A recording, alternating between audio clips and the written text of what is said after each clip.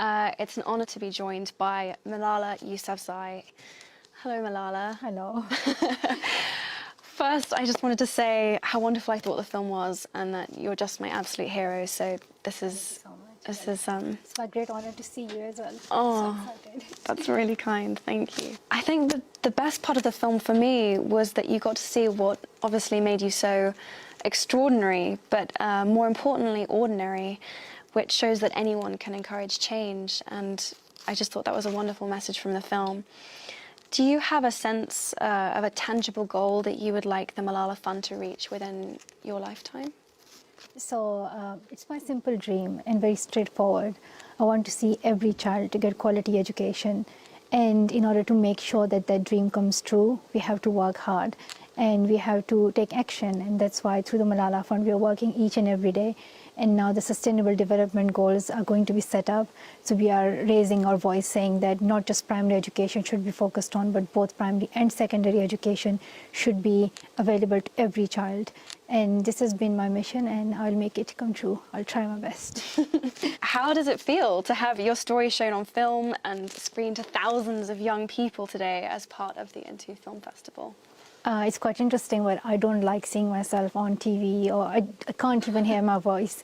So, but once the film was made and I watched it, it really inspired me the way Davis Guggenheim, the director of the film, has delivered our story through animation and spread the message of education across the world. And it was his commitment to this goal that led to this, the making of this movie. And it covers, as you have seen it, it covers like the family story and how we stood up for the right to education at that hard time of terrorism in Swat Valley. So hopefully the message will spread and it will inspire more people to come together and join the campaign that we are having through the Malala Fund, #WithMalala, and to come together and do something. It's not just that you watch the film, but you do something. And I want this movie not just to be a movie, but a movement. That's amazing, and I thought that the animation in the film was so beautiful, and I loved the mythology behind it, and it just really, it was so beautifully done and so well told, and I completely agree with you. I think it's great that people are watching the film, and it's wonderful, but it's great that you want people to really do something and take action as well, and that this is about a movement, not just a film. I think it's amazing that it's going so far beyond that. A part of the film that really touched me was how big of a role, you know, your father has played in your life and in the film. How would you respond to anyone who said that, you know, men can't be feminists or shouldn't be campaigning for girls' rights? Well, my father, he has set an example to all parents and all men, that if we want equality, if we want equal rights for women, then men have to step forward. Because if we complain that women don't get equality, equal rights, it's mean like all the things are taken by men. So they need to step back and say, we are here to support. So it can't happen that men are just thinking it's just a few women's job who are crazy feminists and they're going to change it and things are going to be changed soon. It's not going to happen like this. We all have to work together. That's how change will come.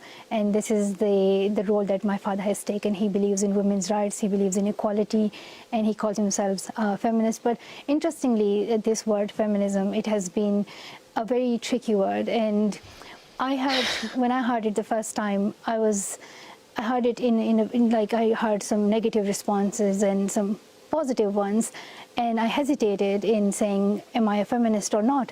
And then after hearing your speech, when you said, if not now, when? If not me, who? I decided that there's no way and there's nothing wrong by calling yourself a feminist. So I am a feminist, and we all should be feminists, because feminism is another word for equality. Wow. I'm so moved to hear that. That's absolutely amazing, and I agree with you. It's become this really difficult word, but I think it's wonderful when people do embrace it, because it should be synonymous with equality. People have forgotten its definition. They really, really have. So that's wonderful. Wow. I'm so moved to hear that. Well, it's kind of a similar question, but what would you say to people who argue that religion and educating women are at odds? I thought, again, it was so wonderful in the film to show how important your faith and your spirituality were in giving you strength to do the work that you do. I just thought that was such a wonderful part of the film. But what would you say to people that, you know, that use scripture to say that women shouldn't be educated, or that argue that educating women is a Western concept or a Western idea? I think people fail to understand religious beliefs, especially when it comes to Islam. They have failed to understand that Islam, the word Islam means peace. So they have failed to understand that the very first word of the Holy Quran was Iqra, which means read. It wasn't that only male should read it and not female. It was about reading, it was about learning and getting knowledge. So in Islam, you believe that God has sent you to this earth. You are there to gain knowledge, to learn, and to discover more. And this is what we are here for. And so people have just misinterpreted the religion. And for me, Islam is a religion of peace, which is for the goodness and of whole humanity, and it's for the brotherhood, kindness, patience, love for each other. And I don't know why, like, people just go crazy and kill each other and start terrorism. Just live a better life and be kind. Why is it so hard to love each other? That's amazing. And yes, I completely agree. In terms of brothers, it's different, because I have two brothers and we are never good to each other. We fight. That's a separate case, but overall, I can relate. I actually have brothers. There's a lot of fighting that goes on. It's not very peaceful. All my prayers are with you. Yeah, tough for the parents. I was wondering, are you excited to see Hillary Clinton, a woman running for president in the US? Well, I don't really have any views about, like, I don't really know. I haven't really decided on which political side I am in America. I'm not.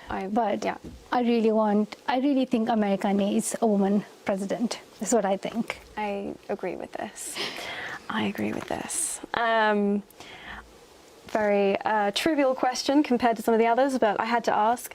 That really, really bright pink colour that you wear, it's one of my absolute favourite colours, and I see you with it a lot, and I wondered if it was lucky or if it had any sort of special meaning to you. I don't know, but I have always liked pink colour, and when I was going to the UN speech, I wore pink that day. I don't know why. And so yes, and now the film is all pink, orange too. And pink, so pink is everywhere. Yes, must be a thing. I feel it's nice because I get the impression that you're someone who is generally sort of, you know, shy, that is struggling with all of the attention that's being thrust on her, but I thought it was wonderful that you'd chosen this bright colour, which meant that you wanted to be seen and you know, and you wanted to spread your message in spite of that, and I thought that was wonderful. Thank you. As a big book fan, I have to ask you, what was your last favourite book? Was there anything that you read in the last year that you just fell in love with? Right now I'm reading A Thousand Splendid Suns by Khalid Hosseini, and it's just beautiful. Everyone should read it. It's a wonderful book. I've also read this book. It's an amazing book. I just can't explain it. It's like the best book. Read it. I was curious what the thing you found the strangest about England compared to Pakistan was or would be. So in our books we studied that there are 4 seasons, and in Pakistan we had 4 seasons, but in the UK I just found there was 1 season, and it was always winter. That was quite surprising. Then another surprising thing was that in the UK people follow traffic rules. Which is quite surprising in our country. Maybe in a few cities people are nice, but in the rest of the country no traffic rules at all.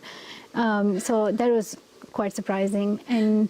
But then more than that, it's the love of people and how they have given so much support, and I have never felt like being from another country. It's just, I have so many friends here, and all the teachers in my school, they have been supporting me and keeping me like a normal girl, and that's what's really good, and I love it. Yeah, I'm gonna stay here. Okay, I'm glad to hear that. I'm really glad to hear that, because I know you have to deal with being famous, and I was going to ask you what I sometimes get asked, which would be what you would do if you could be anonymous for a day. And then it stopped me dead in my tracks, because I realised exactly what you would do, and it really struck me, you know, what you've sacrificed for your ideals and your dream and this movement, and it made me really emotional, actually. And so I just wanted to thank you again for being who you are and for being so brave. So other than going home, is there anything that you like the idea of doing if you had magical powers and you could be invisible for a day, what you would do? Well, I haven't gone back to Pakistan for 3 years since the attack, and I would love to go back to my country. And it's just to achieve the goal I have, because sometimes people feel like I've got the Nobel Peace Prize and the book and the film they are released, and like there's nothing else that I need. But people fail to understand that my goal, which is to see every child going to school, hasn't been achieved yet, and that's what I want to see come true. And it's really important that we come together and we support each other. This is about the future of all those 66 million girls who cannot go to school right now. It's about our future. It's going to affect every one of us. If so many children are out of school, they don't get education, and they have, girls especially, they have potential, they can contribute to society. If you are stopping half of the population not to come forward, how can you think of progress and achievements? So it's important that we think it's our responsibility to participate actively in bringing change. It's we who can bring change. 66 million girls is such a huge number. It's such a massive number to think about that can't go to school at the moment. So those are my questions. And I know that very sweetly we have questions from members of the audience, which is brilliant. So I'll stop taking up all of the time. Why is it important for girls and boys to be treated equally? And this is from Grace Dane at Mill Primary School in Leicester. I think it's that to treat everyone as a human being, and just because your gender is different does not mean that you should be treated differently and you should have certain jobs and you shouldn't have certain things in your life. That's like you challenge that very concept of inequality based on your gender. Your gender should not be it should not create any difficulty in the choices that you make. It's a very simple thing, like it's about equality, it's about feminism, it's about saying that we're all human beings. Why you separate us just because our gender is different? Absolutely agree. Which of your teachers inspired you the most? And this is from Delano in Manchester. I should say, like, my father was a teacher and he inspired me. But your parents can be your teachers, and it's like the first stage when you start learning. But also, I love all my teachers, like here in the school in the UK, and all my teachers in Pakistan school. I just love all my teachers. I'm really scared of teachers as well. Yeah. Okay, yeah. So love and fear, Yes. both together. Yeah. That's good. If you could give us 12, 13-year-olds any advice, what would it be? And this is from Jake in Northern Ireland. I think an important thing that you should know at this stage, 12, 13 years of age, is that don't think that you are young and you can't do something. When I was writing the blog for BBC, I was just 11 years old. When I started speaking out, that was my age, the age which you are at. So don't think that your age can stop you from going forward. As we talk about gender, as we talk about religion and all these things, age is also one of them. So don't think you're young, so you don't have ideas and your ideas won't work. And sometimes we just think I'm young, so I'm not at the stage where I can just make a bigger change and I can explore all the big ideas. Age cannot put limit to what you want to do. So come forward and do the things that you want to do. Don't think that one day I will grow up and I'll do things. Don't wait for the stage. It will be too late. Yeah, now is the time. Yes. Now is the time. Ageism is a huge issue, actually, and every voice, feeling is important. Are you enjoying your education these days in your school in Birmingham? And this question's from Alisa in Cheshire. Oh yes, I am enjoying my education. Well, there's a lot to do right now because I'm doing A-levels. It's like a sudden change from GCSE to A-levels. But the subjects I'm doing are history, economics, maths, and religious studies, and I really like them, so that's why I'm enjoying it. Great choices, very serious choices, brilliant. How is education for girls in your country now? And that's from Asha in Enfield and North East London. So the reality is that the situation is not the same in every part of the country. So for example, in the capital Islamabad in Pakistan, there are girls going to school, but then there are many parts in which girls cannot go to school, and about 5 to 6 million children at primary level are out of school in Pakistan. We, in most of the data that we mentioned, like about the number of girls who are out of school, there's not enough data about the girls who are away out of the secondary education, because no one really even counts them. The number you hear are just focused on primary level. Right. So that's also tragic that we don't collect the data that we need, which is how many girls drop school at secondary level and how many are out of school. But in terms of primary education, there are about like 5 to 6 million children in Pakistan. And it's really important that we think of supporting them in education. Pakistan is right now at a stage of trying to develop strong democracy and improve and fight against terrorism. And if we forget the education of our next generation, I don't think we won't be able to achieve that progress. We need to educate the future generation, and then they can build a more peaceful and better Pakistan.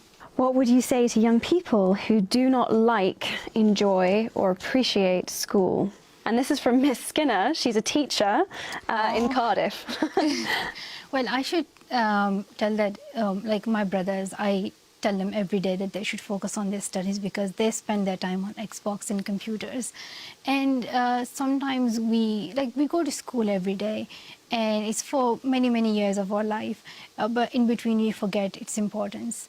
And I know its importance because when I was 11, I was stopped from going to school. And the next day when I woke up, and I just could not go to school, and I could not believe it, that for the rest of my life, I wouldn't be able to study at all, and I wouldn't be able to become a doctor or teacher or anything I liked. And that was the stage when I realized that education is really important for every child. So before you see that stage, realize it now. I don't want you to go through that situation ever. So realize that it's for your future, it's for the future of your country. In a way, you are contributing to your society. And just believe in yourselves, believe in the power of education. I think it's very easy to take for granted, and is actually a gift. What do your younger brothers think about your efforts? And this is from Artem in London. Well, they're really annoying, and they fight with me all the time. However, they're sometimes nice, and sometimes they think I'm doing good work. Yes. Well, that's sometimes. good. Sometimes. Yes. You sometimes. That's something. My brothers are the same, by the way. What were your feelings when you had to speak publicly for the first time in front of presidents and prime ministers? And that's from Mariam in Manchester. I think I should say I feel really scared in school, speaking in school. But in terms of meeting presidents and prime minister and then talking about a cause which really matters, then you have to forget about getting nervous and the way you deliver the speech. Forget all those things and say what's in your heart. Do not hesitate. When I was meeting the president of Nigeria to talk about the girls who were abducted by Boko Haram, I said it very clearly that what are you doing? What have you done so far? Because 3 months had passed and the president had not even met them. And then he announced that he would meet the parents. So this is, you say it clearly. Why to hesitate? Why to stop yourself? And like if it was meeting the president of America, Barack Obama, or anyone, I say things very, very clearly, because it's not for me. It's for children and their future. It's great that you see it as something which isn't. It's personal, obviously, but it's so much bigger than that. Yes. And you use the power and the strength of that to really, push away any nerves, which is great. How did you find the filmmaking process, and what did you learn from it? That's from Olivia in East Lothian. It was very long. It covered the 2 years journey of my life, and like going to Jordan and to speak out for the Syrian refugee children, going to Nigeria and Kenya and giving speeches, meeting world leaders. It also tells the story of our family. So it was a great experience working together with Davis Guggenheim. But at the end, I didn't know what am I going to see at the end. And the way that he made it was very beautiful, especially the animation. Because I was wondering how is he going to tell the story of my father, my mother, and our past, and he has done it very well. What do you plan to do next to further promote equality? And that's from Mavis in Middlesex. Well, it's so as I said, I have this fund, the Malala Fund, And through that, I'm working for education, for equality, and to ensure that girls go to school.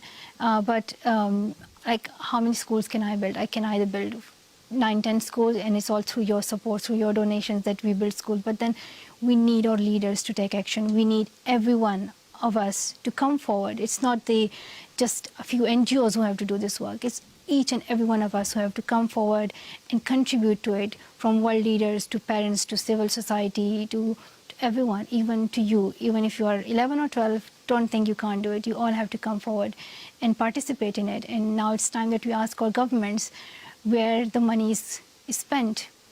We give taxes, we expect something from our governments, and now it's time that we stand up and look where the money goes. Is it spent on education? If not, why not? And why are our governments not willing to help children's education, especially in conflict zones right now, in Syria, where 2 million children are now refugees and they're out of school. And it's important that we raise this point, otherwise things won't change. It will just remain the same. Voices are important, speaking out and asking governments to do the right thing. Super, super, super important. Well, we've got through all of the questions that we've been sent, which is brilliant. So maybe I will take this moment just to say thank you again. The film is so wonderful, and your story is beyond inspiring. And thank you for your time, and it's great to have you. And I think it would be great if you give a message to all these children who are listening to us right now, because you also stand for a cause that is very important. We want equality, and there would be so many boys in the audience. Yes. Yeah. Boys in the audience, specifically. I work for a cause called He for She. If you haven't signed up yet, then that would be wonderful. But we really need you as the next generation to extend a hand to the girls and the women in your life, and to include them, and to make sure that they can live their lives without discrimination, and that they have access to the same opportunities that you do. And you're in a unique position. You have a unique opportunity to do that, to support the girls and the women in your life. And if you have the chance, if moments are presented to you, do speak up, do raise your voice.